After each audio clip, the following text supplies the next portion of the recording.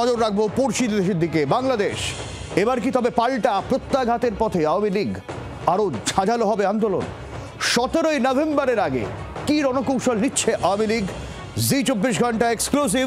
আওয়ামী লীগের সাধারণ সম্পাদক অন্যদিকে আজই কর্মীদের উদ্দেশ্যে অডিও বার্তা দিয়েছেন শেখ হাসিনা।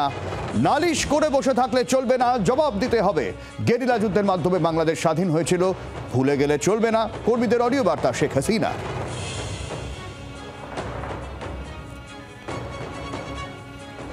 আওয়ামী লীগের সাধারণ সম্পাদক, তার সঙ্গে কথা বলেছিলেন আমাদের প্রতিনিধি মৌমিতা চক্রবর্তী। কি বক্তব্য তার শোনায় শুরুতে। আওয়ামী লীগ ঠিক এই মুহূর্তে কি চাইছে ওবায়দুল ভাই?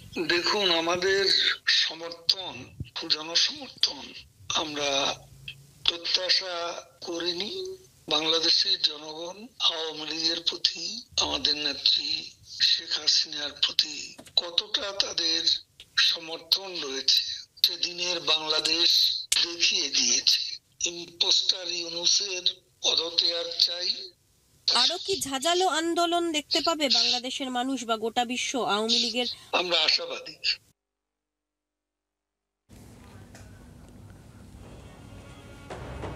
আর শেখ হাসিনা কি বার্তা দিয়েছেন সেটাও শোনাই আপনাদের।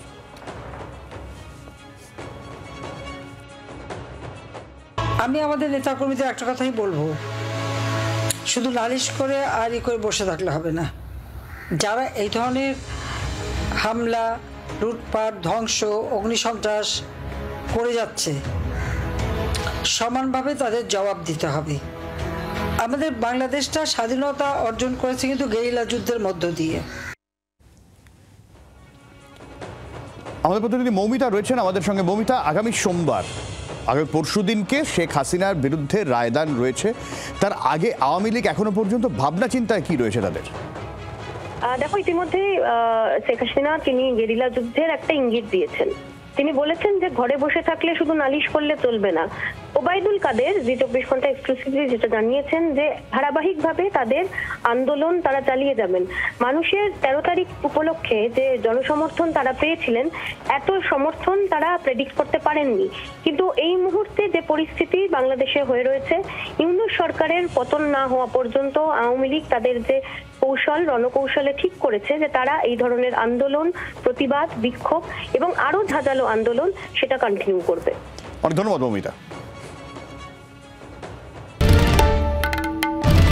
বাংলার আওয়াজ, বাঙালির আবেগ, জি24 ঘন্টা।